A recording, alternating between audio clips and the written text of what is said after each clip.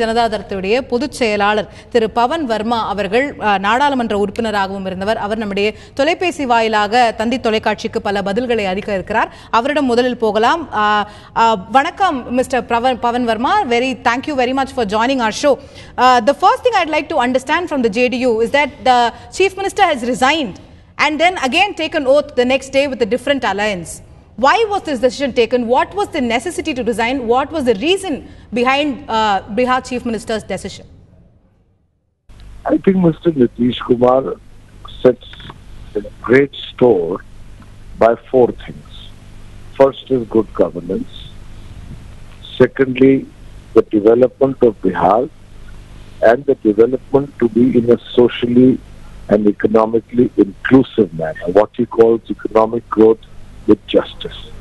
Thirdly, the imperative of probity in public life. And fourthly, an atmosphere of religious and social harmony. All these four goals were being jeopardized by the obduracy and obstinacy of the RJD in the face of serious allegations relating to corruption. Mr. Nitish Kumar did his best to try for the RJD to see reason.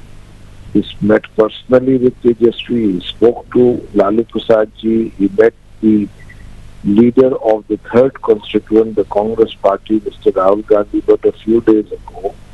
But increasingly it became obvious that his message was not being listened to, and the working of the Mahagathbandhan had become not only difficult but near impossible.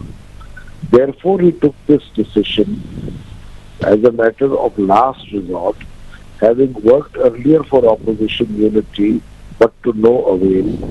He took it as a last resort in order to further the development of Bihar and in the interests of Bihar.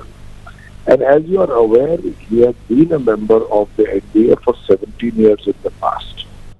Corruption charges are the key thing that is being spoken about by Mr. Nitish Kumar when there are corruption charges against Tejaswi Yadav, the Deputy Chief Minister. Those were the things that were spoken about prominently. But my question is, if there are corruption charges, if you feel that a member of the cabinet has been involved in a corruption scam, then as Chief Minister, wouldn't it have been his duty to take action rather than resign his position? The allegations have been made and registered in the form of an FIR after a PE or a preliminary inquiry. He wanted Tejaswi Yadav, against whom allegations had been made, because he is not the accused, to provide a point-by-point rebuttal based on facts and put it in the public domain so that the image of the Mahagathbandhan as a whole is saved from the taint of lack of quality. However, neither Mr.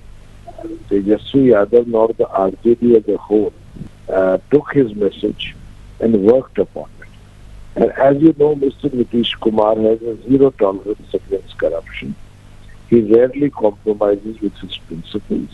He gave enough time, but when he saw that his pleas were falling on deaf ears, he took action as he thought best and in the interests of the people of Bihar. You mentioned the interests of the people of Bihar, Mr. Pavan Verma, but the question is, isn't the JDU going against the mandate of the people? The mandate for this in the previous election was given to the Mahagathbandhan comprising of RJD and JDU. But now isn't the JDU going against the mandate of the people by allying with the BJP? The mandate was for the Mahagathbandhan, but the Mahagathbandhan was presented as a different entity than what it emerged 20 months later. If there are serious allegations of corruption against one of the major constituents of that larger grand coalition, how can you expect that just because of an earlier mandate, no action needs to be taken?